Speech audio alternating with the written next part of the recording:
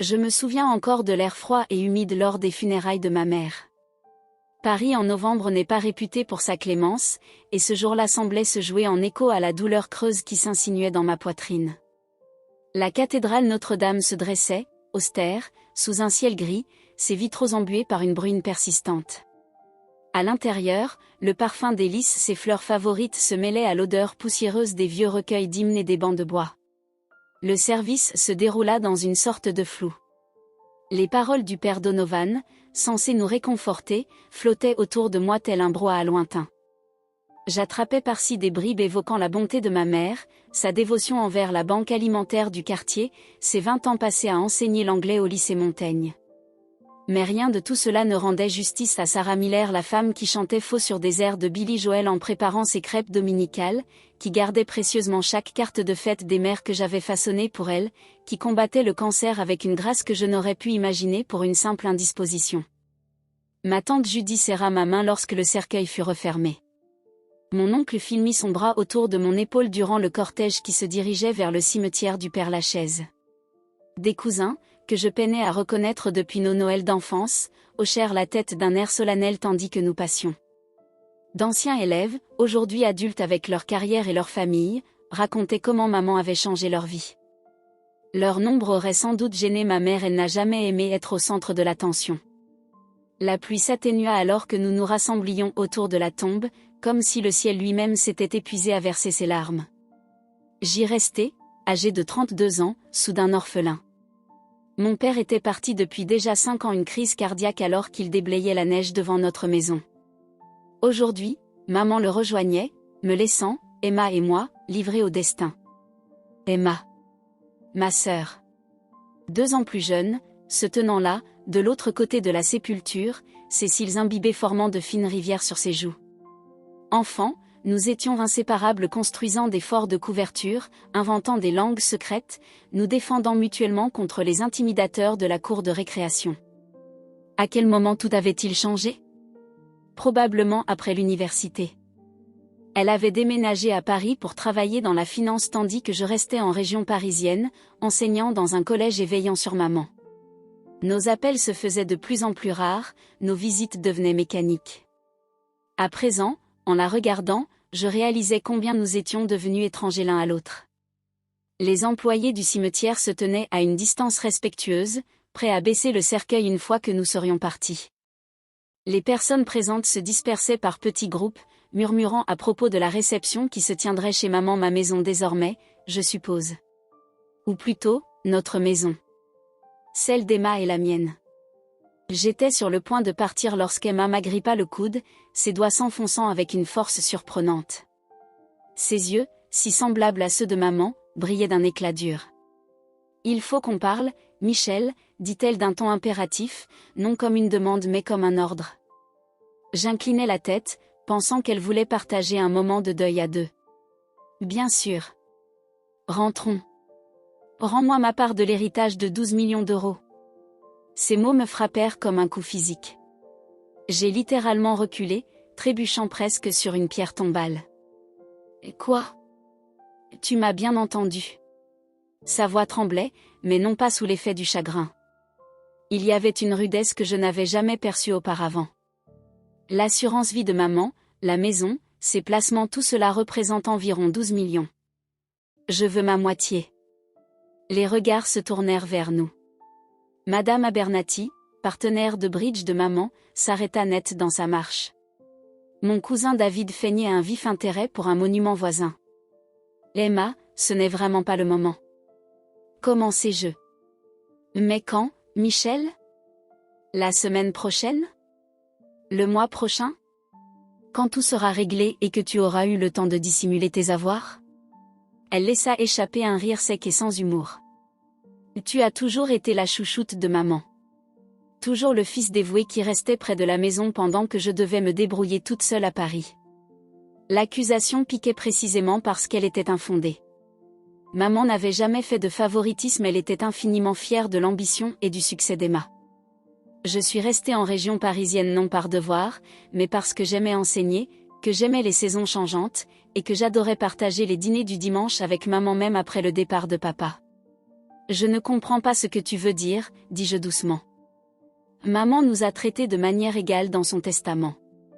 Des parts identiques, comme elle l'avait toujours promis. Ne me prends pas de haut. Sa voix s'éleva. Je sais pour les virements sur ton compte durant la dernière année. Ah. L'argent destiné au traitement de maman. Ce médicament expérimental non remboursé par l'assurance. J'avais avancé les frais, et maman avait insisté pour me rembourser, même lorsque je lui disais que cela n'était pas nécessaire. C'était pour ses soins, Emma. Si tu avais pris la peine de la visiter plus d'une fois pendant sa maladie, tu saurais cela. Ce fut un coup bas, et je le regrettais aussitôt. Le visage d'Emma pâlit avant de s'enflammer de colère. Espèce d'hypocrite. Tu l'avais pour toi tout seul ces dernières années. Tu l'as influencé, tu l'as détourné de moi. Je n'ai rien fait de tel. Donne-moi simplement ce qui m'est dû. Ces mots résonnèrent dans le cimetière. Plusieurs personnes fixaient maintenant notre échange. Tu n'as aucune idée du coût de la vie à Paris. Mes prêts étudiants? Mon loyer? Je n'en croyais pas mes oreilles. Notre mère n'était même pas encore enterrée, et Emma parlait déjà de l'immobilier parisien. Nous en reparlerons plus tard, déclarai-je fermement en détournant le regard. Il n'y a rien à discuter. Tout devrait être à moi. Sa voix se mua en un chuchotement acerbe. Et si tu n'es pas d'accord, je contesterai le testament. Je dirai à tout le monde que tu l'as manipulé dans ces derniers jours. Je la regardais vraiment la regarder et me demandais qui était cette personne dissimulée derrière le visage de ma sœur. Le chagrin que j'éprouvais pour maman s'élargissait, laissant place à une nouvelle perte, celle de la sœur que je croyais connaître.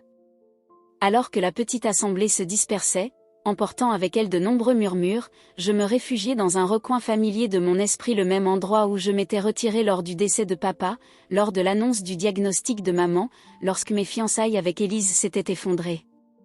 Un lieu tranquille où l'on pouvait examiner les émotions, les compartimenter, les mettre de côté jusqu'à ce que leur poids devienne supportable. Debout là, sur cette terre fraîchement retournée de la région parisienne, je pris une décision. Je tiendrais bon non par avidité ou entêtement, mais parce que céder aux exigences d'Emma reviendrait à renoncer à quelque chose de bien plus précieux, la vérité sur qui était notre mère et ce qu'elle souhaitait pour ses 2 enfants. Non, dis-je simplement. Je ne céderai pas. Le visage d'Emma se dura en une expression que je ne reconnaissais plus.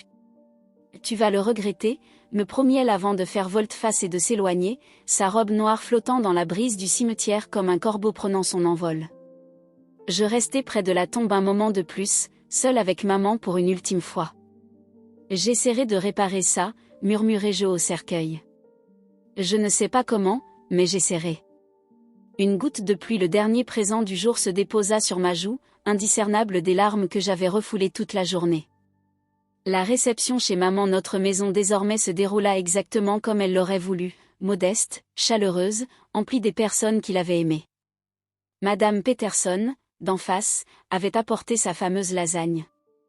D'anciens collègues de papa de l'université de la Sorbonne levèrent leur verre de son pinot noir préféré. Quelqu'un avait disposé des photos dans le salon maman et papa le jour de leur mariage, Emma et moi à différents âges, des vacances familiales dans la vallée de la Loire et dans les Vosges. Je déambulais dans les pièces tel un fantôme, recueillant les condoléances d'un remerciement vide, mon esprit toujours resté au cimetière, avec les mots d'Emma résonnant dans mes oreilles. « Michel, tu devrais manger quelque chose », me dit tante Judy en me tendant une assiette.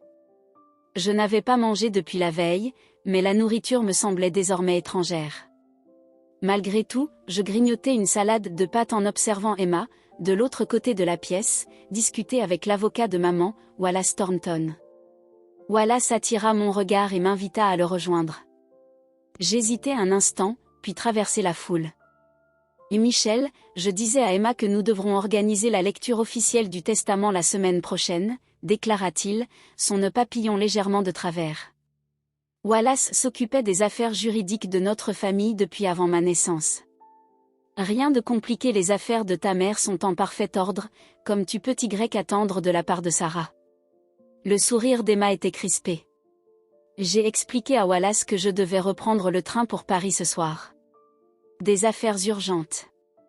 Et certes, il pourrait te dégager un moment pour la maison de ta mère. Commencez-je. Tout le monde n'a pas le luxe d'enseigner 3 cours par semaine, Michel, m'interrompit-elle. Certaines d'entre nous ont de vraies carrières, avec de réelles responsabilités.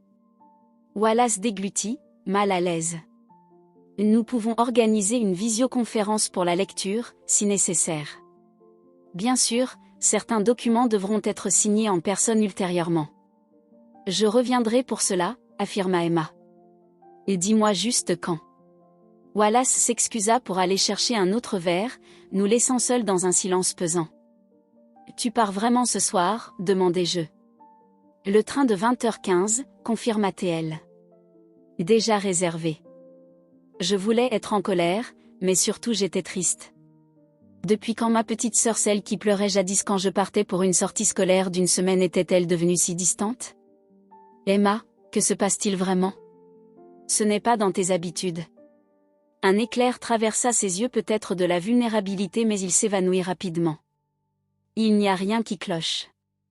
Je fais simplement preuve de pragmatisme. Maman est partie. Nous avons un héritage à régler. Et j'ai besoin de ma part, de la totalité de ma part dès que possible. Est-ce une question d'argent? Parce que si tu as besoin d'aide... Je n'ai pas besoin de ton aide, répliqua-t-elle sèchement. J'ai besoin de ce qui me revient de droit. Ce n'est pas une question d'argent, dis-je doucement. Il s'agit des souhaits de maman. Elle voulait que nous ayons tous les deux une sécurité, une base pour notre avenir. Facile à dire pour toi, qui vis dans sa maison, entouré de ses affaires, jouant le fils dévoué. L'injustice de ces mots me piqua. Je suis restée parce que quelqu'un devait prendre soin d'elle pendant sa chimiothérapie. Et toi, Emma? Tu étais à des centaines de kilomètres, trop occupée pour la visiter plus d'une fois. Ne me fais pas culpabiliser, s'exclama-t-elle en sifflant. Nous savons toutes les deux que c'est moi qui ai payé ce traitement expérimental en Suisse. 70 000 € prélevés sur mes économies. Que maman a insisté pour te rembourser, avec intérêt. Ce sont ces virements dont tu parles, pas un héritage secret. Quelques têtes se tournèrent vers nous. Je baissai la voix. Écoute, ce n'est pas le moment. Parlons-en demain, avant que tu partes. Il n'y a rien à discuter tant que tu n'es pas prêt à céder ta moitié, répliqua-t-elle en s'éloignant déjà. Cette nuit-là, après le départ des derniers invités et qu'Emma se fut retirée dans sa vieille chambre pour faire ses valises, je restai seule dans le bureau de maman. Le parfum familier de son Chanel numéro 5 imprégnait encore les rideaux. Ses lunettes de lecture reposaient sur le bureau, à côté d'un mot croisé inachevé, celui du journal Le Parisien, le dernier qu'elle avait tenté avant que l'infirmière de l'hospice ne lui dise qu'elle était trop faible pour continuer. J'ouvris le tiroir de son bureau, incertain de ce que je cherchais. À l'intérieur se trouvait un journal relié en cuir que je lui avais offert à Noël, il y a 2 ans. J'hésitai, puis l'ouvris. L'écriture de maman, autrefois si précise et élégante, était devenue tremblotante dans les dernières entrées. Je feuilletai le carnet, m'arrêtant au hasard sur quelques pages. Michel est venu avec des jonquilles aujourd'hui. Il sait toujours quand j'ai besoin d'être réconfortée. J'ai appelé Emma à Paris. Elle semble stressée par le travail mais refuse d'en parler.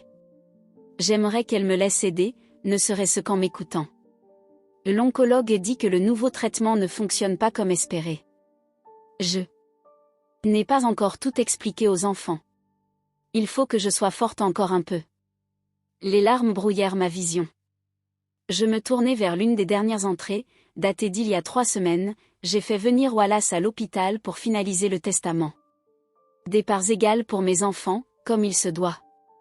Michel affirme qu'Emma mérite plus à cause des frais de vie à Paris, mais je veux que l'équité prime avant tout. L'argent importe moins que ce qu'ils en feront.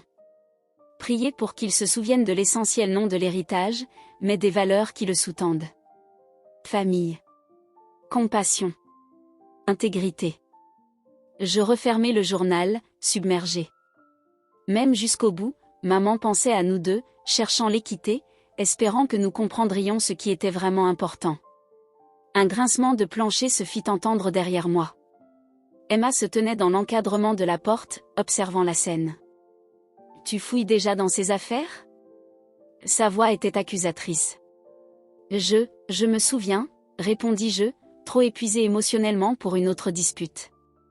Elle traversa la pièce et ramassa une photo encadrée sur l'étagère, nous quatre à Montparnasse, papa le bras autour de maman, Emma perchée sur mes épaules pour voir par-dessus la foule. Nous portions tous des casquettes aux couleurs d'une équipe de foot locale et affichions des sourires enfantins. Je veux celle-ci, déclara-t-elle, non comme une demande, mais comme un ordre. Prends-la, répliquai-je. Prends tous les souvenirs que tu veux, Emma. Ce n'est pas l'objet de notre dispute. Alors de quoi s'agit-il ? Elle déposa la photo. Pourquoi refuses-tu de me donner ce que je demande ? Je fis un geste vers le journal. Tu savais que maman tenait un journal intime ?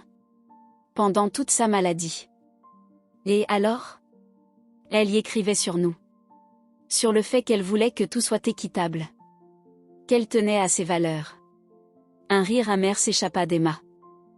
Comme c'est pratique que tu aies trouvé des preuves pour appuyer ta thèse. Lis-le toi-même, la défiai-je en lui tendant le carnet.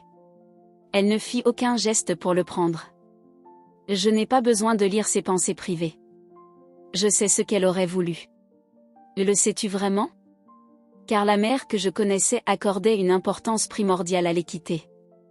Celle qui aurait eu le cœur brisé de nous voir nous battre pour de l'argent avant même d'être enterrés. Le visage d'Emma devint rouge. Ne t'avise pas de l'utiliser contre moi. Je n'utilise personne, répondis-je. Je respecte ses dernières volontés. Ses volontés, répéta-t-elle. Et mes besoins, alors ? Que dire de ce dont j'ai besoin ici et maintenant ?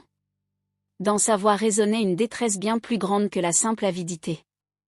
Un instant, j'aperçus la sœur que j'avais connue, cachée derrière cette carapace endurcie. Qu'est-ce dont tu as besoin, Emma ? Vraiment ? Elle ouvrit la bouche, puis se referma aussitôt. Pendant un court instant, je crus qu'elle allait me parler, m'expliquer ce qui animait cette obsession soudaine pour l'héritage. Mais elle secoua la tête. Il faut que tu arrêtes d'être si moralisateur et que tu signes les papiers que Wallace prépare, dit-elle d'un ton plat. Il faut que tu reconnaisses que je mérite cela. Je soupirai. Je ne peux pas faire ça. Ce n'est pas que je veuille l'argent pour moi, mais cela va à l'encontre de tout ce en quoi maman croyait. Alors il n'y a plus rien à discuter, dit-elle en se retournant. Tu sais, Michel, j'ai toujours pensé que tu étais le bon garçon. Le gentil. Il s'avère que tu es tout aussi égoïste que le reste, tu ne fais que mieux le dissimuler. Sur ces mots, elle disparut, ses pas s'éloignant dans l'escalier. Je restai assis dans le bureau de maman jusqu'à l'aube, entouré des vestiges de sa vie, essayant de comprendre comment tout avait pu déraper. Le lendemain matin, en allant voir Emma, je découvris que sa chambre était vide. Elle était partie en douce aux premières heures, ne laissant derrière elle qu'un mug de café abandonné dans l'évier et une note sur le comptoir de la cuisine. Ce n'est pas fini. Je restai là, tenant la note, conscient du poids de la décision que j'avais prise, défendre les valeurs de maman, même au prix de perdre le lien avec ma seule sœur. À l'époque, je ne savais pas à quel prix cela se paierait, ni jusqu'où Emma serait prête à aller pour obtenir ce qu'elle estimait lui revenir de droit. 3 semaines après les funérailles, je me noyais dans une montagne de paperasse. Acte de décès, formulaire d'assurance, transfert de contrat, le fardeau administratif du deuil. Wallace avait organisé la lecture du testament en visioconférence, comme promis. Emma écoutait, impassible, alors qu'il confirmait ce que je lui avais déjà dit, maman avait tout réparti équitablement entre nous. La maison à Versailles, ses comptes de retraite, le versement de l'assurance, tout devait être partagé à parts égales. Avez-vous des questions ? Avait demandé Wallace, scrutant l'écran. Juste une, répondit Emma. Combien de temps avant que les fonds ne soient débloqués ? Une fois l'appel terminé, je restai dans la cuisine de maman, ma cuisine désormais, je suppose, fixant l'espace où se trouvait jadis son ordinateur portable. Ce vide semblait symbolique d'une manière étrange. Emma n'avait pas directement adressé la parole à moi durant toute la réunion, posant toutes ses questions à Wallace. Après 3 textos restés sans réponse et 2 appels allant directement à la messagerie, je dus accepter la réalité, ma sœur me coupait de sa vie, tout ça pour de l'argent. Cette nuit-là, je pris une décision. J'avais besoin de fuir, de quitter cette maison emplie de souvenirs, ces rappels constants de ses pertes. La présidente de mon département au collège communautaire de Bunker il fut compréhensive lorsque j'appelai pour demander un congé d'urgence. « Prends tout le temps qu'il te faut, Michel, me dit-elle. Nous assurerons tes cours jusqu'à la fin du semestre. » 2 jours plus tard, j'étais dans un avion à destination de Nice. Mon colocataire d'université, Dave, avait déménagé là-bas il y a des années et m'invitait sans cesse à visiter son bungalow en bord de mer, un temps idéal toute l'année, se vantait-il toujours. Tu n'auras plus envie de revenir aux hivers parisiens. Il m'accueillit à l'aéroport, arborant des tomes et une casquette usée aux couleurs d'une équipe de foot régionale, un clin d'œil à nos racines communes. Bon sang, Michel, tu as l'air épuisé, lança-t-il en me serrant fort dans ses bras. Merci.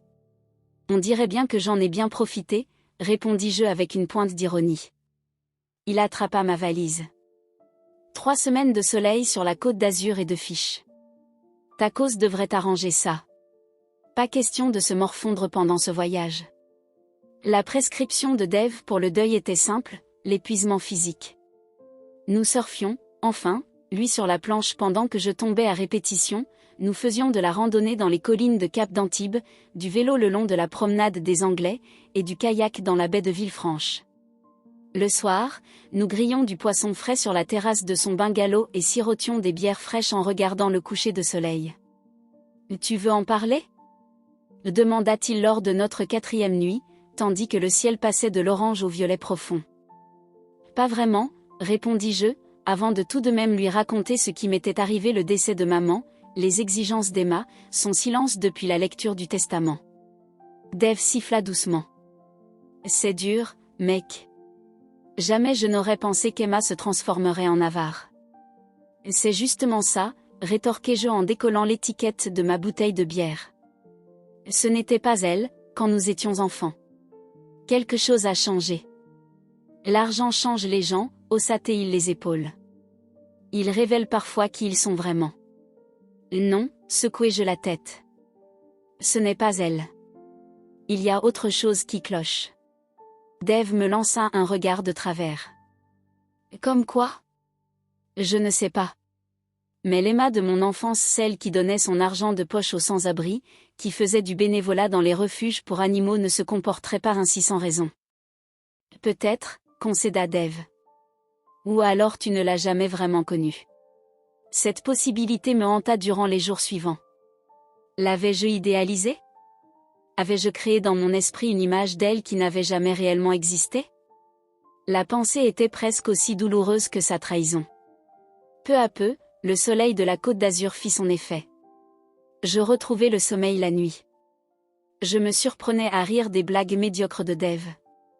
J'arrivais même à tenir debout sur une planche de surf pendant près de 30 secondes, un exploit que Dave célébra en m'offrant un trophée ridicule acheté dans une boutique de souvenirs en bord de mer, à Michel Miller, proclama-t-il en me tendant une figurine en plastique de surfeur posée sur une base en bois. Celui qui a enfin arrêté de trop réfléchir pour vivre un peu. Il avait raison. Pour la première fois depuis le diagnostic de maman, je passais des journées sans me morfondre sur la maladie, la mort ou les drames familiaux. Je commençais même à griffonner des idées pour un cours d'écriture créative que j'avais toujours voulu enseigner. Le poids n'avait pas entièrement disparu, mais il s'était allégé, devenant plus supportable. Le week-end de mon départ, Dave dut s'envoler pour une conférence à Marseille. « La maison est à toi », me dit-il en me lançant les clés. « Et ne fais pas de fête sauvage sans moi. » Je promis de faire preuve de retenue, secrètement soulagé à l'idée de passer quelques jours seul. Autant j'appréciais la compagnie et la distraction de Dave, autant j'avais besoin d'un moment de calme pour digérer tout cela avant de retourner à Paris. Je passai le samedi matin aux falaises du Cap Ferrat, un coin de côte que Dave avait réservé pour mon ultime week-end. Le plus bel endroit de la Riviera, m'avait-il promis. Garde-le pour quand tu seras prêt à vraiment l'apprécier. Il ne plaisantait pas assis au bord de ces falaises spectaculaires, regardant les vagues se fracasser contre les rochers, je ressentis une perspective qui m'avait fait défaut jusque-là. L'océan s'étendait à perte de vue, réduisant mes problèmes à de simples détails, plus faciles à supporter. Le rythme régulier des vagues me rappelait l'adage préféré de maman, « Cela aussi passera ». Je restai jusqu'en fin d'après-midi, puis retourner au bungalow de Dev, m'arrêtant pour emporter un repas à emporter de son stand à tacos préféré. De retour sur sa terrasse, je m'installai avec mes carnitas et une bière fraîche pour contempler un autre coucher de soleil spectaculaire. Le ciel commençait tout juste à rougir lorsque mon téléphone vibra dans ma poche. Emma. Après des semaines de silence. Mon cœur se mit à battre la chamade en ouvrant le message, espérant une réconciliation, une explication, n'importe quoi qui pourrait combler le fossé qui nous séparait. À la place, je lus, j'ai gardé la maison familiale et tous ses biens. Désormais, ils sont à moi. J'ai déjà changé toutes les serrures, Je fixai l'écran, persuadé d'avoir mal compris. Ce « décontracté paraissait irréel, presque moqueur. Je relus le message, puis le relus encore, mon esprit peinant à en saisir le sens. Comment avait-elle pu garder la maison? La succession était encore en cours. Rien n'avait encore été officiellement transféré à l'un ou à l'autre. À moins que... J'appelai immédiatement Wallace, oubliant mon dîner. « Et Michel » répondit-il, surpris. « Je pensais que tu étais en Côte d'Azur. »« Je le suis. » « Écoute, y a-t-il eu du changement dans la succession de maman? Emma vient de m'envoyer un message très étrange au sujet de la maison. » Un silence. « Les biens, oui. J'allais t'appeler lundi. Ta sœur est venue au bureau hier avec un document notarié. Apparemment, ta mère avait créé une fiducie pour la propriété de Versailles, distincte du testament. »« C'est impossible, répliquai-je. Maman m'en aurait parlé. » Le document semblait en règle, dit Wallace prudemment. La signature de ta mère, dûment attestée. Il attribue la maison et son contenu uniquement à Emma, avec la clause que tu recevras une compensation financière équivalente à la moitié de la valeur estimée du bien. Je me sentis étourdi. Wallace, cela ne peut pas être vrai. Maman voulait que tout soit partagé équitablement. Elle me l'a répété à plusieurs reprises. C'est dans son journal. Un journal n'est pas un document juridique, Michel, répondit-il avec douceur mais fermeté. La fiducie, en revanche, l'est. Je l'ai déjà déposée au greffe. Puis-je voir ce document? Bien sûr. Je t'envoie une copie par email immédiatement. Et peut-on la contester? Si je pense qu'elle n'est pas légitime? Un instant d'hésitation. Tu peux, mais cela impliquerait une bataille juridique contre ta sœur. Cela pourrait coûter cher, être fort désagréable. Je le remerciai et raccrochai, l'esprit en ébullition. Quelques minutes plus tard, mon téléphone sonna avec le mail de Wallace. J'ouvris le PDF joint, mes mains tremblantes. Il y était, la fiducie familiale Miller, datée de seulement 2 mois avant le décès de maman.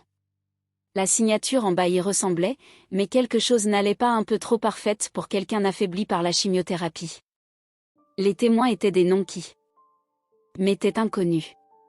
Je zoomai sur les dates et les clauses, cherchant la moindre incohérence. Ne trouvant rien, je m'affalai dans ma chaise, le magnifique coucher de soleil oublié tandis que l'obscurité s'étendait sur le ciel. Pendant un moment bref et hystérique, je ris à gorge déployée. L'audace pure de l'affaire, l'audacieuse revendication d'Emma, le message désinvolte, la manœuvre juridique parfaitement chronométrée. Elle devait préparer cela depuis des semaines, attendant que je sois à 3000 km pour agir. Mais sous le choc initial, une colère froide commença à se former. Ce n'était plus qu'une question d'argent. Il s'agissait des volontés de notre mère, de la vérité, de la sacralité de notre maison familiale, l'endroit où nous avions grandi, où tant de souvenirs habitaient chaque recoin. J'appelai Emma. Directement, et sans réponse, comme prévu. Je sais ce que tu as fait, dis-je après le bip. Nous savons toutes les deux que maman n'a jamais créé cette fiducie. Je rentre demain, et nous en parlerons d'une façon ou d'une autre. Je raccrochai, puis réservai immédiatement un vol de nuit pour Paris. Lorsque la confirmation arriva, mon téléphone vibra à nouveau avec un texto d'Emma, « N'essaie pas de venir à la maison. Tu n'es pas le bienvenu. » De toute façon, je redécore. En pièce jointe, une photo du bureau antique de maman, celui qu'elle avait hérité de sa grand-mère, posé sur le trottoir avec un panneau, gratuit, collé dessus. La paix que j'avais trouvée sur la Côte d'Azur s'évapora en un instant. Ce n'était plus ma sœur. C'était quelqu'un que je ne reconnaissais plus, prête à falsifier des documents, à s'emparer de notre héritage commun et à profaner la mémoire de maman, sans la moindre once de remords. Alors que la nuit s'installait sur Nice, je fis mes bagages dans un silence pesant, me préparant à une confrontation que je n'aurais jamais imaginée, lorsque, quelques semaines plus tôt, j'étais restée auprès de ma sœur devant la tombe de maman. Le vol de nuit de Nice à Paris fut une torture particulière. Coincé entre un homme d'affaires ronflant et une mère tenant un nourrisson en pleurs, mon esprit ne cessait de ressasser le message d'Emma. À mon arrivée à l'aéroport de Roissy, ma colère s'était cristallisée en une détermination ferme. Je sauverais la maison de maman, non seulement l'édifice, mais les souvenirs qu'elle renfermait. Le trafic du matin sur l'autoroute parisienne avançait au ralenti pendant que mon chauffeur Uber, un étudiant de la Sorbonne bavard nommé Kevin, me prodiguait des conseils sur la politique locale et les chances de l'équipe de foot de la capitale. J'écoutais distraitement, regardant les repères familiers défiler par la fenêtre, la tour Eiffel, le cygne de Citroën, la Seine scintillant sous le soleil printanier. Paris au mois de mai était si différent de Nice, l'air portait encore un frisson, les arbres commençaient à déployer leurs feuilles après le long hiver. Première visite à Paris, demanda Kevin en franchissant le pont Alexandre III. J'y ai grandi, répondis-je. Je rentre après un long moment d'absence. Rien ne vaut le retour à la maison, n'est-ce pas, sourit-il dans le rétroviseur. Maison. Le mot me serra le cœur. Qu'est-ce que je retrouvais exactement ? Nous dévîmes sur la rue Brattle, et mon estomac se noua en approchant de la maison victorienne familiale, transmise depuis 3 générations. Mon grand-père Miller l'avait achetée dans les années 1950 lorsqu'il avait commencé à enseigner la physique à la Sorbonne. Maman y avait grandi, puis l'avait héritée lorsque mes grands-parents étaient décédés. Maintenant, elle se dressait devant moi, à la fois douloureusement familière et étrangement transformée. Charmant quartier, commenta Kevin en me déposant devant le trottoir. Un vrai vieux quartier cossu de Paris. Je le remerciai et me tenais sur le trottoir, observant les changements. La peinture bleue usée que maman avait toujours eu l'intention de rafraîchir avait été remplacée par un gris tendance. Le grand chêne sous lequel nous avions suspendu une balançoire avait été taillé sévèrement. Et les chrysanthèmes qu'elle chérissait, ceux qu'elle avait patiemment entretenus pendant des décennies, avaient disparu, remplacés par un aménagement paysager moderne qui lui aurait sans doute fait froncer les sourcils. Je m'approchai des marches de l'entrée, fouillant mes poches pour trouver une clé qui, je le savais, ne fonctionnerait plus. Bien entendu, ma vieille clé ne passait pas dans la nouvelle serrure en laiton. J'appuyai sur la sonnette, entendant un carillon différent de celui auquel j'avais grandi. Pas de réponse. Je jetai un œil à travers le vitrail à côté de la porte. L'entrée, jadis encombrée de bottes, de parapluies et de photos de famille encadrées, paraissait vide et mise en scène, comme dans une émission de décoration. Je ne pouvais pas voir plus loin dans la maison, mais ce bref aperçu suffisait à me faire l'effet d'un coup au cœur. J'essayai d'appeler Emma à nouveau. Messagerie. Je laissai un message pour l'informer de ma présence, puis m'assis sur les marches pour attendre. Madame Abernathy, la voisine d'en face, me reconnut en ramassant son journal. Michel ? C'est bien toi, se hâta-t-elle, encore en robe de chambre, le Parisien serré contre elle. Dieu merci, tu es revenu. Des choses étranges se passent avec ta sœur. Quel genre de choses étranges ? Des camions qui vont et viennent à toute heure. Des meubles qui sont sortis. Et ces gens affreux qu'elle a fait venir, des décorateurs, ou je ne sais quoi. Ils sont en train de dépouiller le charme de l'endroit. Elle baissa la voix. Ta mère en serait désolée. As-tu parlé à Emma ? J'ai essayé. Elle m'a répondu de manière sèche. Elle a dit qu'elle modernisait la maison. Madame Abernathy soupira. 40 ans que je vis à côté de chez vous. Ta mère et moi prenions le thé chaque dimanche après l'église. Et maintenant, je me sens traitée comme une étrangère curieuse. Je la remerciai pour l'information et promis de régler la situation. Après son départ, j'essayai l'entrée arrière, suivant un chemin de dalle menant à la porte de la cuisine. Là encore, la serrure avait été changée.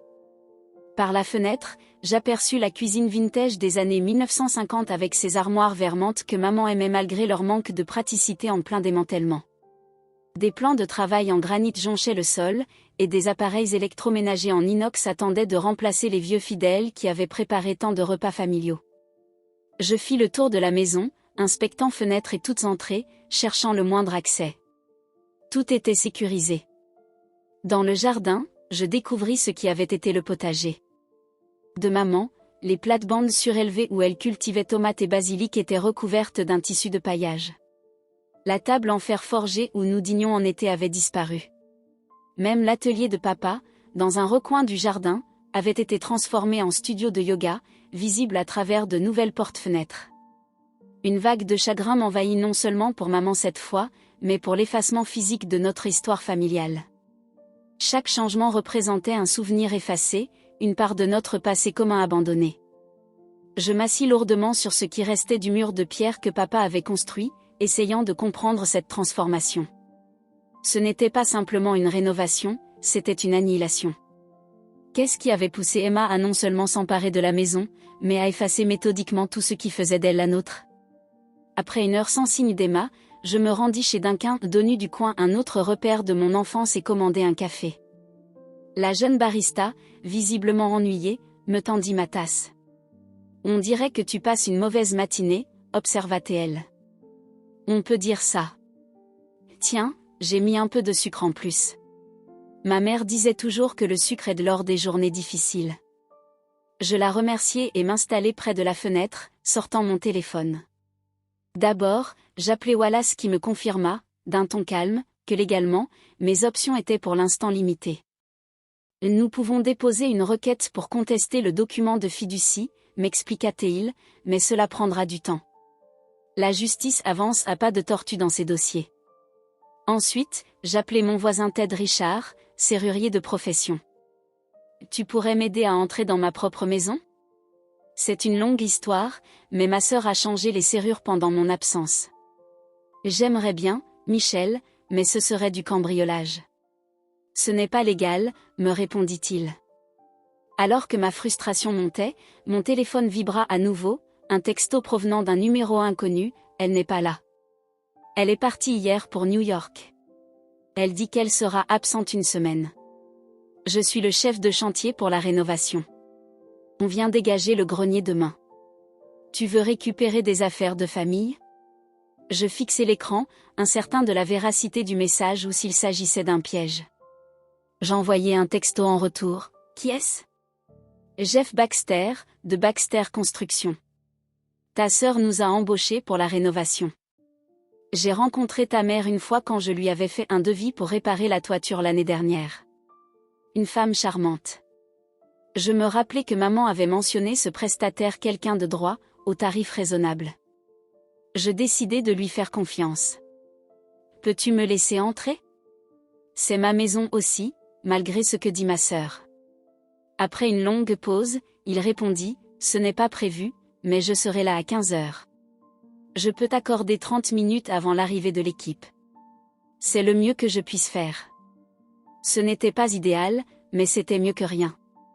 J'avais 5 heures à tuer, alors je flânais dans les rues familières de Versailles, passant devant le parc Montsouris où papa avait enseigné pendant des décennies, devant le café, le Grand L, où maman et papa s'étaient rencontrés pour la première fois, et devant la médiathèque où j'avais passé d'innombrables après-midi enfantins. Chaque coin évoquait un souvenir, un lien avec la vie de famille qu'Emma semblait déterminée à effacer. À exactement 15 heures, je revenus à la maison. Jeff, un homme robuste dans la cinquantaine, coiffé d'une casquette de l'équipe locale et vêtu d'un jean taché de peinture, m'accueillit à la porte latérale. 30 minutes, gronda-t-il. Et fais bien attention, ta sœur a un sacré tempérament. Tu n'as qu'à me le dire, murmurai-je pendant qu'il déverrouillait la porte. Pénétrer dans la maison ressemblait à entrer dans un univers parallèle. Les fondations de notre maison familiale subsistaient, mais presque tout le reste avait changé. Les murs du salon, jadis ornés de photos de famille et des aquarelles de maman, étaient désormais d'un blanc éclatant.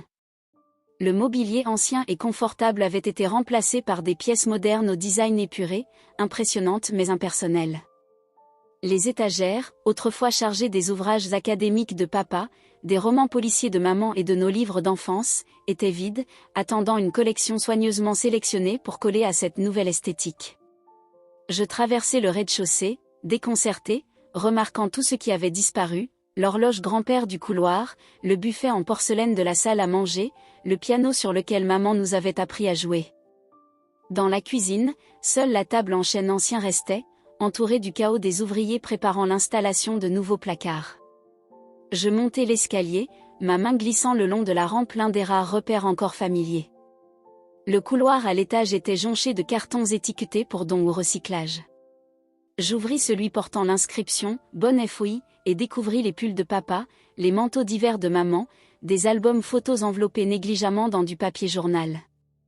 Ma chambre d'adolescent avait été entièrement transformée en bureau à domicile, sans trace de l'adolescent qui avait décoré ses murs de posters de groupes et d'emblèmes sportifs. La chambre d'Emma était devenue une chambre d'amis, tout aussi impersonnelle. Je réservai la visite de la chambre parentale pour la fin, me préparant à affronter le choc. Le lit à baldaquin, où nous nous retrouvions pour les contes de fées quand nous étions enfants, où nous apportions le petit déjeuner à maman lors de la fête des mères, où papa s'était éteint paisiblement dans son sommeil disparu. À sa place trônait un lit plateforme digne d'un hôtel boutique. Je m'affalai sur le rebord, submergé. Ce n'était pas qu'une rénovation.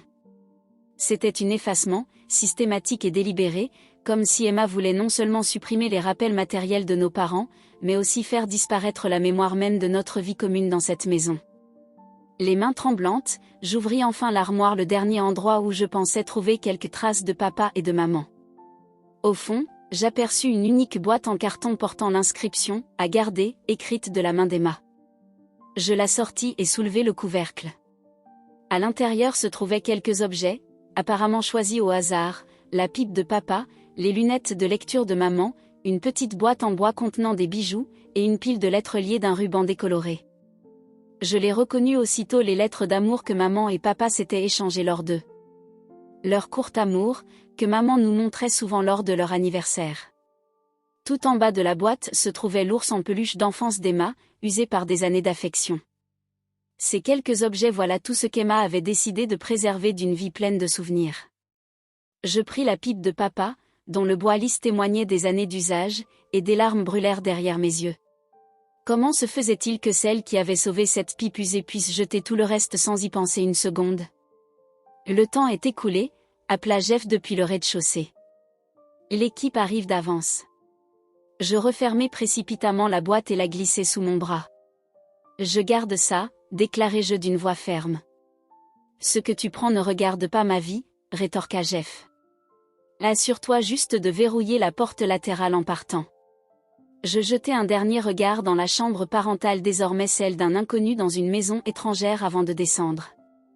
En quittant les lieux, je m'arrêtai sur le palier, repensant à la voix de maman qui montait chaque matin les escaliers pour nous appeler « Petit déjeuner, mes chéris. Ne me faites pas rater l'école. » La maison demeurait silencieuse, sans l'écho de sa voix. Je refermai la porte derrière moi, emportant avec moi une boîte de souvenirs et la certitude grandissante qu'il y avait plus dans la trahison d'Emma qu'une simple soif d'argent. Cette nuit-là, je logeais dans un Holiday Inn près de la station de métro à Louif, la boîte de précieux souvenirs reposant sur la table de chevet. Le sommeil m'échappait alors que je fixais le plafond à motifs en plâtre, recensant mentalement tout ce qui avait disparu de notre maison familiale. Vers l'aube, j'abandonnai toute tentative de repos et entrepris d'examiner minutieusement le contenu de la boîte.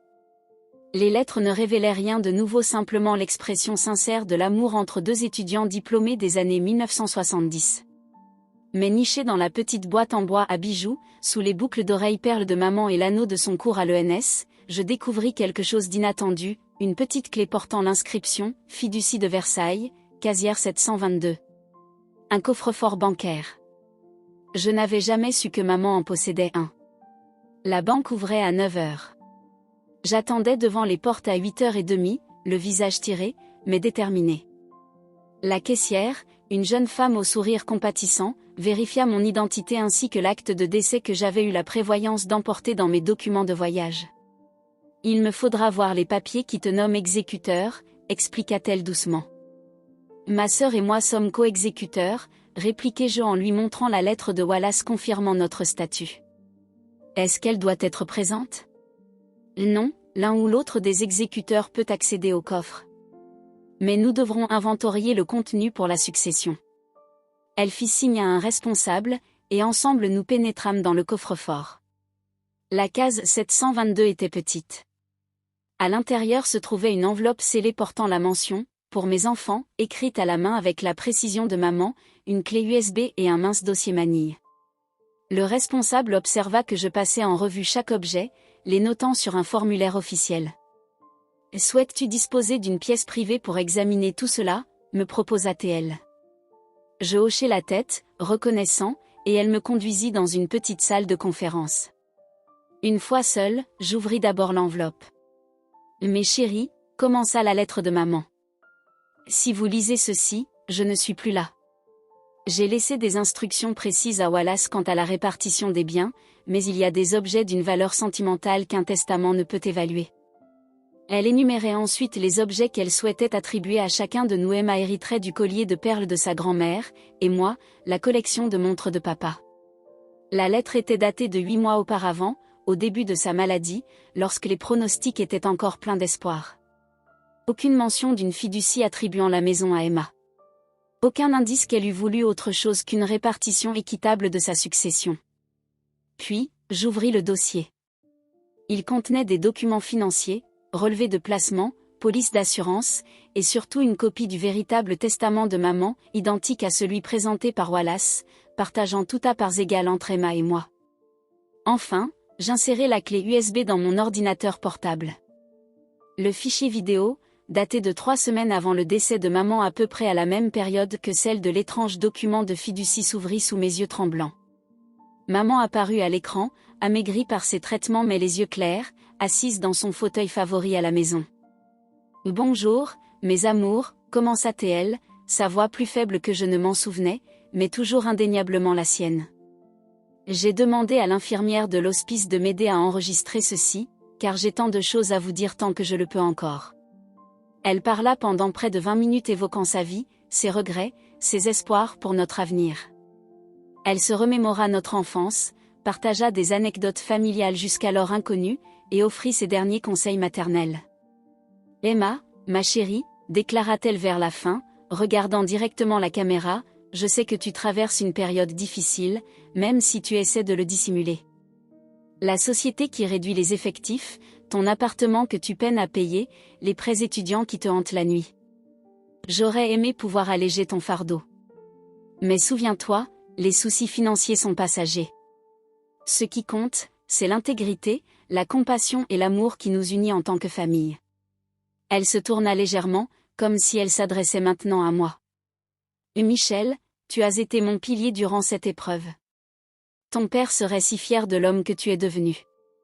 Aide ta sœur, pas seulement financièrement même si je sais que tu le feras mais aussi émotionnellement. Elle t'a toujours admiré, même quand elle le prétendait autrement. » Maman prit une profonde inspiration. « J'ai veillé à ce que tout soit partagé équitablement entre vous. La maison, l'épargne, tout. Mais ce qui importe, ce n'est pas ce que vous héritez, c'est ce que vous en ferez. Honorez notre famille en prenant soin les uns des autres. Tel est mon ultime souhait. » La vidéo se termina. Je restai là, dans la salle de conférence de la banque, stupéfait par l'évidence imparable que le document de fiducie était une contrefaçon. Emma l'avait fabriqué, avait réussi à convaincre Wallace de sa légitimité, et avait procédé à l'effacement systématique de notre maison familiale pendant que j'étais à des milliers de kilomètres. La trahison était totale. Je copiai la vidéo sur mon téléphone, remis les objets originaux dans le coffre-fort, et me rendis directement au bureau de Wallace, en plein centre de Paris. Sa réceptionniste tenta de m'arrêter, arguant qu'il était en réunion toute la journée, mais je passai outre. « Michel. Qu'est-ce que... » s'exclama-t-il, se levant, visiblement alarmé par mon intrusion brutale. « La fiducie est une contrefaçon, » déclarai-je sans préambule en posant mon téléphone sur son bureau. « Et je peux le prouver. » Pendant l'heure qui suivit, je lui exposai la vidéo, la lettre, tout ce que j'avais découvert. Le visage de Wallace se fit de plus en plus grave. « C'est, » Profondément troublant, dit-il enfin. Si ce que tu me montres est authentique? C'est le cas. Alors nous sommes en présence d'une fraude. D'une falsification de documents. Et potentiellement, de charges criminelles. Le mot « criminel » flotta entre nous. Malgré tout, je rechignais à imaginer ma sœur faire face à des poursuites pénales. Quelles sont mes options? Demandai-je finalement. Wallace retira ses lunettes, pinçant le pont de son nez. Nous déposerons une injonction d'urgence pour stopper toute modification supplémentaire du bien. Nous contesterons le document de fiducie pour suspicion de falsification. Et il hésita. Et quoi? Et je te conseille de parler avec Emma avant que les choses ne dégénèrent davantage. Les conflits familiaux, ce sont des blessures qui ne guérissent jamais complètement. Je hochai la tête, bien que la réconciliation me semble désormais impossible. Je vais essayer de la joindre de nouveau. En quittant le bureau de Wallace, mon téléphone vibra de nouveau avec un message d'Emma. Je viens à Paris demain pour poursuivre les rénovations. Retrouve-moi à la maison à 10h si tu veux parler. Mon cœur s'accéléra. Après des semaines de silence et d'évitement, elle était enfin prête à me confronter. Je lui répondis simplement, j'y serai, puis passai une nuit agitée à l'hôtel, répétant inlassablement ce que j'allais dire. Le lendemain matin se leva radieux, un parfait jour de printemps parisien qui contrastait avec la tempête qui se préparait entre nous. J'arrivai tôt devant la maison, m'asseyant sur les marches, comme jadis enfant, attendant qu'Emma revienne de son entraînement de foot. À exactement 10h, une voiture noire de type Uber s'arrêta, et Emma en sortit. Elle avait changé, ses cheveux étaient subtilement éclaircis, ses vêtements de marque remplaçaient son habituel style décontracté, et des lunettes de soleil cachaient ses yeux. Lorsqu'elle parla, sa voix était froide, maîtrisée. « Tu as l'air épouvantable, Michel. » « Ces dernières semaines ont été éprouvantes, » répondis-je en me levant. « Apprendre que ta sœur a falsifié des documents et s'est emparée de ton héritage, ça te marque. » Elle tressaillit presque imperceptiblement. « Je ne vois pas de quoi tu parles. » « Je pense que si. » « Le document de fiducie qui te donne la maison? C'est une contrefaçon. Maman ne l'a jamais créé. »« Tu ne peux pas le prouver, » répliqua-t-elle, mais une incertitude passa furtivement sur son visage. « En fait, si. Maman a laissé une vidéo. Des instructions explicites. Tout devait être partagé équitablement, comme le stipule le testament. » Je lui montrai mon téléphone. « Tu veux regarder ?» La façade d'Emma se fissura. « Tu bluffes.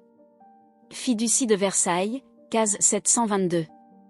Elle l'a enregistré 3 semaines avant de mourir, exactement à la même période que ta fausse fiducie.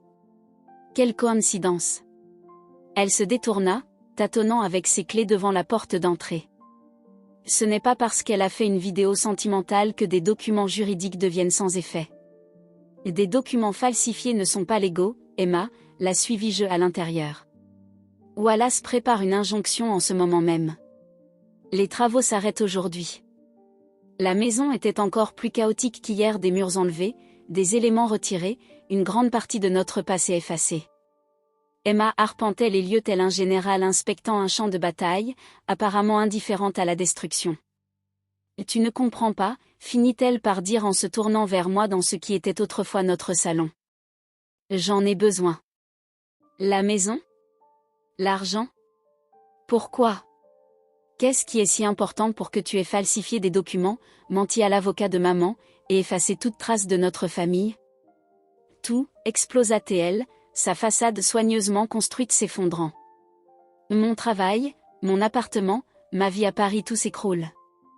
L'entreprise a licencié la moitié de mon service. J'ai 3 mois de loyer en retard.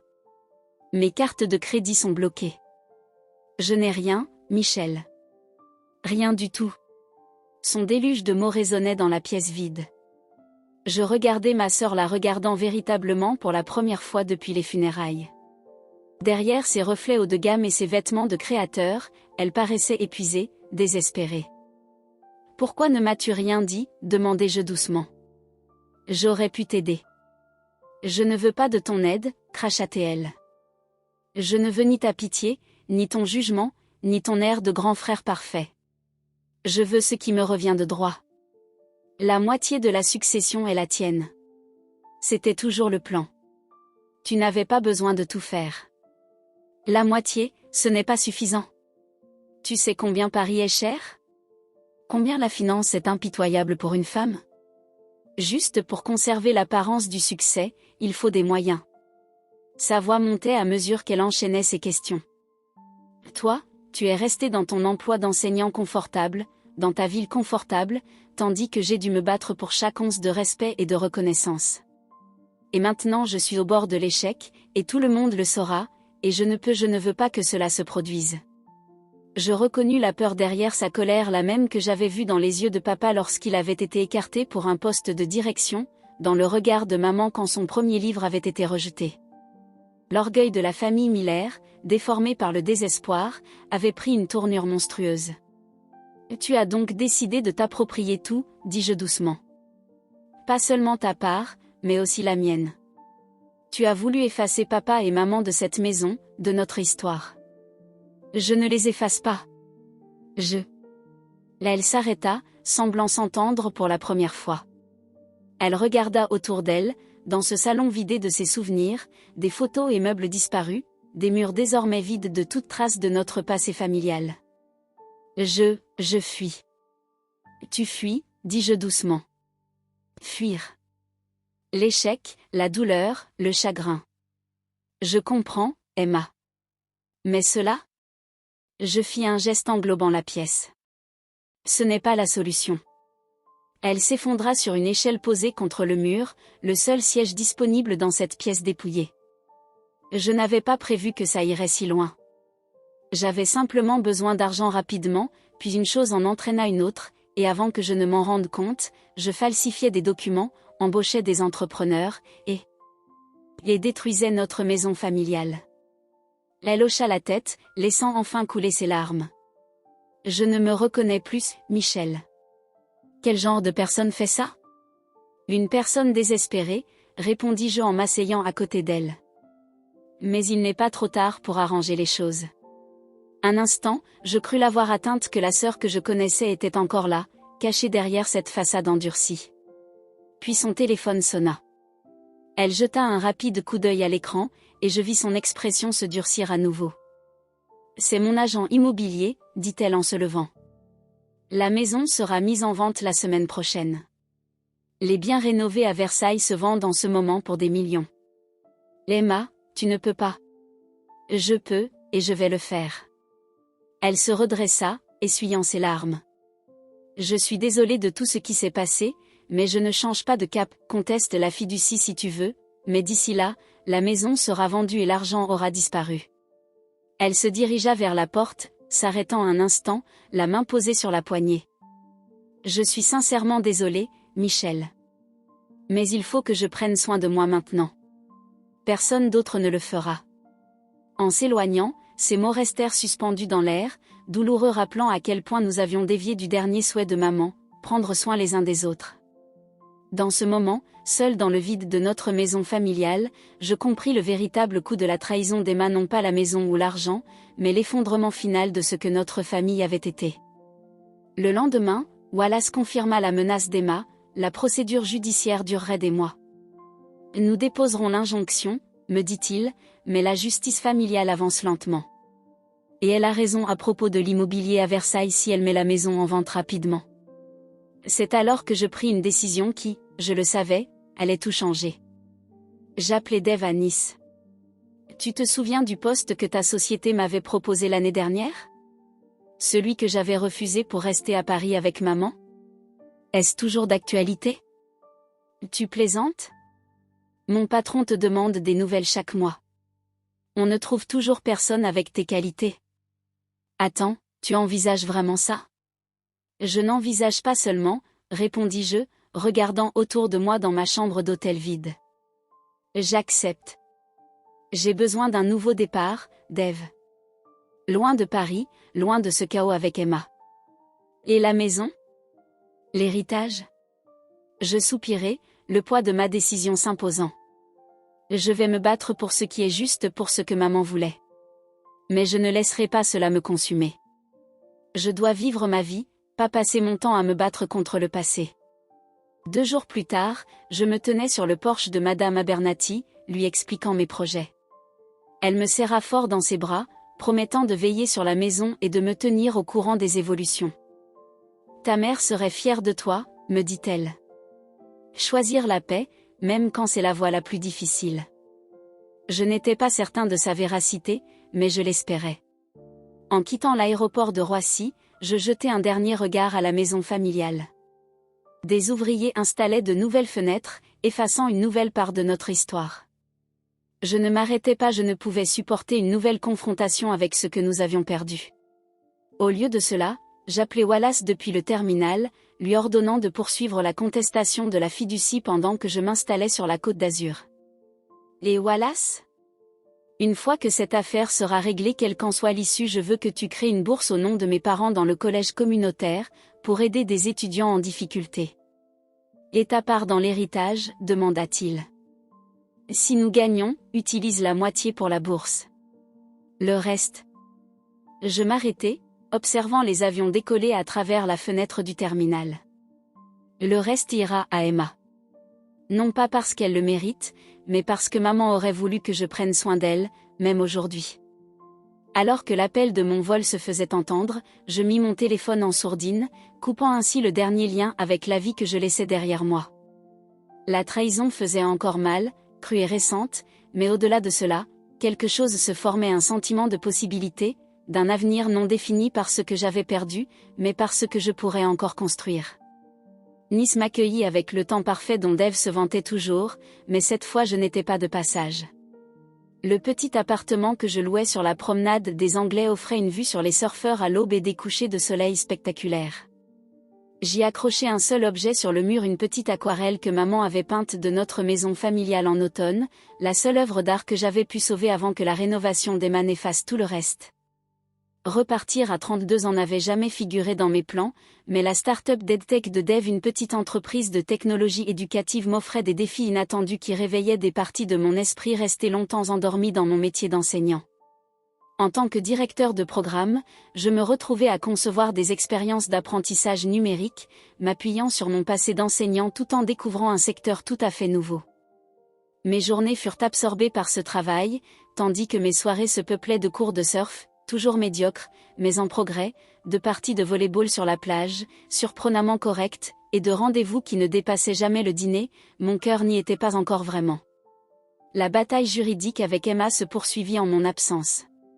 Wallace envoyait des mises à jour hebdomadaires, son langage d'avocat mesuré masquant bien la lenteur et le coût croissant de la procédure.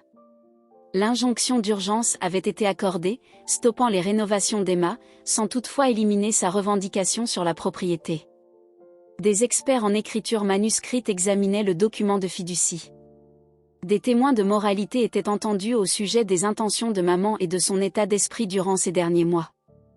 Emma avait engagé son propre avocat, un vrai requin issu d'un cabinet parisien de renom. Elle avait aussi, apparemment, vendu son appartement de luxe à Paris pour emménager dans la maison de nos parents, l'endroit même qu'elle avait tant désiré rénover et revendre. L'ironie ne m'échappa pas. 3 mois après mon exil sur la Côte d'Azur, je reçus un texto de Madame Abernathy, elle ramène quelques vieux meubles. Hier, elle a fait venir le bureau de ton père dans l'étude. Une semaine plus tard, les chrysanthèmes sont replantés. Pas les mêmes, bien sûr, mais la même variété que ta mère aimait tant. Puis, elle m'a demandé du thé dimanche. La première fois depuis le décès de Sarah. Les choses changent. Je ne répondis pas à ces nouvelles, incertain de leur portée.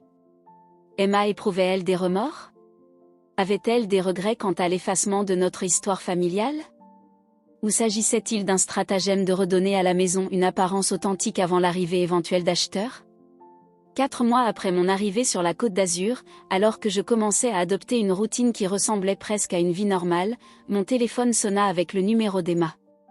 J'eus presque envie de refuser, la blessure étant encore trop vive, mais la curiosité l'emporta. Michel ? Sa voix, plus faible que je ne m'en souvenais, parut presque enfantine. Tu es là ? Je suis là, répondis-je en m'éloignant de mon bureau pour me diriger vers la fenêtre donnant sur la Méditerranée. Un long silence s'installa. J'ai vu la vidéo, finit-elle par dire. Mon cœur fit un bond. La vidéo de maman? Wallace me l'a montrée. Lors de la déposition. Elle prit une inspiration tremblante. Je ne savais pas qu'elle l'avait enregistrée. Je ne savais pas qu'elle était au courant de mes problèmes financiers. Et c'était notre mère, Emma. Elle savait toujours plus que ce que nous pensions. Un autre silence, lourd de non-dits. Je suis désolée, murmura-t-elle enfin. Je ne m'attends pas à ce que tu me pardonnes. J'avais juste besoin de le dire. Ces simples excuses, tant attendues, me frappèrent plus fort que je ne l'aurais imaginé. Je restais assis sur mon balcon, regardant les vagues se briser sur le rivage, partagé entre colère, douleur, et un soulagement inattendu. « Pourquoi as-tu fait cela ?» demandai-je. Pas seulement la falsification, mais tout te débarrasser de leurs affaires, les effacer de la maison. Je pensais que ce serait plus facile, avoua-t-elle. Vendre la maison si elle ne ressemblait plus à celle de nos parents. Si je ne donnais plus l'impression de trahir leur mémoire. Un rire amer s'échappa. C'est stupide, non? Comme si la falsification ne constituait pas déjà une trahison en soi. Et maintenant? Les rénovations, le retour des meubles? Elle soupira. Je n'ai pas pu aller jusqu'au bout. Je n'ai pas pu vendre la maison. Chaque fois que j'essayais de la mettre sur le marché, un souvenir me revenait, papa nous apprenant à jouer aux échecs dans le salon, maman nous lisant sur le rebord de la fenêtre. C'était comme si leurs esprits m'en empêchaient. L'image était si familière, ces souvenirs en temps mais pas depuis toujours. Alors, qu'est-ce qui va se passer maintenant? Demandai-je. J'ai annulé la fiducie. J'ai dit à Wallace que c'était une erreur. Elle ne reconnut pas explicitement sa falsification typique d'Emma, incapable d'assumer pleinement ses pires actions, mais c'était un début. La succession pourra se dérouler comme prévu, avec des parts égales. J'attendis, espérant un soulagement, une justification qui atténuerait la douleur de cette trahison. Au lieu de cela, un vide s'installa en moi, comme si la victoire avait coûté quelque chose d'indéfinissable. Et la maison? J'y vis, pour l'instant. J'essaie d'annuler les dégâts que j'ai causés. Madame Abernathy m'aide, m'envoie des photos de l'agencement d'antan. Elle marqua une pause. Et tu me manques. Elle dit que le quartier n'est plus pareil sans un Miller se baladant chaque matin avec son chien. L'évocation de notre voisine me fit ressentir une douleur inattendue. Il me manquait ces matins, ces visages familiers et ces lieux de Paris. Mais j'avais aussi trouvé une certaine paix sur la Côte d'Azur, une distance qui me permettait de voir notre famille et moi-même plus clairement. J'ai tourné la page, Emma, dis-je, sans méchanceté. J'ai bâti quelque chose de nouveau ici. Je sais, répondit-elle. Dave m'a dit que tu allais bien. Que tu semblais, plus léger, d'une certaine manière. Le fait qu'elle prenne de mes nouvelles par l'intermédiaire de Dave m'agaçait autant qu'il m'échauffait le cœur. Les rapports entre frères et sœurs persistent, même à travers l'éloignement. C'est vrai, avouai-je. Il y a une liberté à repartir de zéro. À se débarrasser des attentes. Tu parles des attentes de maman? Celles qu'elle avait pour nous rester à Paris, enseigner, perpétuer la tradition familiale? Je n'y avais pas pensé de cette manière, mais ces mots résonnaient. Peut-être. Mais je pense qu'elle comprendrait. Elle nous a toujours voulu libres de trouver notre propre voie. Même si cette voie nous éloigne l'un de l'autre. La question demeurait suspendue entre nous, compressant en un battement de cœur 3000 km de distance. Je ne sais pas, répondis-je honnêtement. Je crois qu'elle espérait que, tôt ou tard, nous finirions par nous retrouver. Un long silence s'installa, jusqu'à ce qu'Emma parle enfin. Viendrais-tu me revoir? Pour une visite, par exemple. Voir ce que j'ai fait de la maison. Je fermai les yeux, imaginant la maison telle qu'elle avait été durant notre enfance, puis telle que je l'avais vue récemment vide, creuse, une coquille de souvenirs. Pas pour l'instant, dis-je doucement. Peut-être un jour. Je comprends, dit-elle d'un ton empreint de résignation. Prends tout le temps qu'il te faut, Michel. La maison restera là, Et moi aussi. Après avoir raccroché, je restais sur mon balcon jusqu'au crépuscule, observant le ciel se transformer du bleu à l'orange, puis au violet profond du début de la soirée. L'appel d'Emma avait éveillé en moi quelque chose, pas tant le pardon que le premier pas vers lui. Je repensais aux derniers mots de maman dans sa vidéo, honorer notre famille en prenant soin les uns des autres. Ce soir-là, j'écrivis un long courriel à Emma, non pas au sujet de l'héritage ou du combat juridique, mais sur ma nouvelle vie en Côte d'Azur.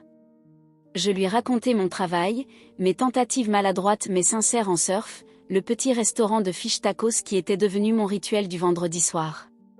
Des choses simples, des détails ordinaires, les briques d'une vie en reconstruction. À la fin, j'écrivis. Maman aurait voulu que nous avancions, que nous ne restions pas prisonniers du passé ou de notre douleur. J'essaie de le faire ici. J'espère que tu trouveras, toi aussi, un moyen d'avancer. Peut-être qu'un jour, nous pourrons nous entraider dans ce processus, non pas en oubliant ce qui s'est passé, mais en tirant des leçons. Au fil des mois, une correspondance fragile s'installa. Emma m'envoyait des photos de la maison en cours de restauration, les livres de papa réintégrés aux étagères, les aquarelles de maman remontées au mur, le jardin reprenant peu à peu son ancienne splendeur. Je partageais mes péripéties en Côte d'Azur, des randonnées dans le Cap d'Antibes, des escapades le week-end dans le parc national du Mercantour, et mes cours occasionnels dans un collège local. Nous ne reparlâmes plus jamais de l'héritage. Wallace s'occupa des détails juridiques, annulant la fiducie contestée et reprenant la succession initiale. Lorsque la succession fut enfin réglée, près d'un an après le décès de maman, Emma et moi prîmes nos décisions par courriel, avec très peu de désaccords. La bourse fut créée au collège communautaire de Bunker Hill au nom de nos parents. Les actifs financiers furent répartis à parts égales. Et la maison demeura dans un limbe, légalement en indivision, pratiquement la résidence d'Emma, mais émotionnellement toujours notre foyer familial. 18 mois après avoir quitté Paris, je me trouvais dans le terminal international de l'aéroport de Nice, attendant d'embarquer pour un vol. Pas en direction de la capitale, mais pour l'Italie, un voyage de 3 semaines dans les villages aux alentours de Naples, berceau de nos ancêtres millaires qui avaient émigré au tournant du XXe siècle. Maman avait toujours rêvé de s'y rendre, de retrouver nos racines familiales, mais n'avait jamais fait le voyage. Alors que j'attendais, mon téléphone vibra avec un texto d'Emma. J'ai trouvé ça dans le grenier. Je me suis dit que tu devrais la voir. En pièce jointe se trouvait la photo d'une petite boîte en bois que je reconnaissais de mon enfance, celle où maman conservait les héritages familiaux et les documents importants. Qu'est-ce qu'il y a dedans?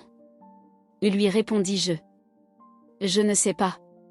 Elle est verrouillée et je n'ai pas trouvé la clé. Je l'envoie à ton appartement. Peut-être auras-tu plus de chance. Je souris devant l'ironie. Ma sœur, qui avait jadis été prête à falsifier des documents pour s'approprier notre héritage entier, était maintenant celle qui m'envoyait volontairement un objet familial potentiellement précieux. Les gens peuvent changer. Les liens peuvent se réparer. Pas totalement, pas sans cicatrices, mais suffisamment pour avancer. Alors que mon vol était appelé, je rassemblais mon bagage à main et mon passeport. Dans mon portefeuille se trouvait une photo de maman et papa devant leur maison à Versailles, bras enlacés, les visages illuminés par la simple joie d'être ensemble. Je la portais chaque jour depuis mon départ de Paris, tel un talisman de mes origines. Mais maintenant, alors que je m'apprêtais à embarquer pour notre terre ancestrale, je réalisais que j'emportais aussi autre chose, une paix intérieure qui s'était lentement construite, presque imperceptiblement, depuis ce soir sur mon balcon où Emma avait finalement présenté ses excuses. Pas la réconciliation dramatique des films, ni la solution parfaite des contes d'enfance, mais quelque chose de réel et durement acquis, la compréhension que les liens familiaux, une fois brisés, pouvaient se recoudre autrement. En montant dans l'avion, j'envoyai à Emma un dernier texto: quand je reviendrai d'Italie, je pense être prêt à te revoir. À la maison, à te voir. Il est temps. Sa réponse ne tarda pas à venir: la porte te sera toujours ouverte. Bon voyage, mon frère. Je m'installai dans mon siège, regardant la Côte d'Azur disparaître sous moi tandis que l'avion montait dans le ciel du soir. Le chemin qui m'attendait serait long, mais pour la première fois depuis près de 2 ans, j'avais l'impression d'avancer dans la bonne direction, non pas en fuyant la douleur, mais en se dirigeant vers quelque chose de nouveau, sans renier le passé, mais en le portant différemment. transformée par la compréhension et adoucie par le temps. C'était là, je compris, le véritable sens de l'héritage, non ce qui nous est légué, mais ce que nous choisissons d'en faire. Non le poids de nos pertes, mais la force que nous trouvons en les surmontant. Maman et papa nous avaient transmis ce cadeau, cet exemple. Et malgré tout ce qui s'était passé, malgré la trahison et la douleur, Emma et moi apprenions enfin à l'accepter.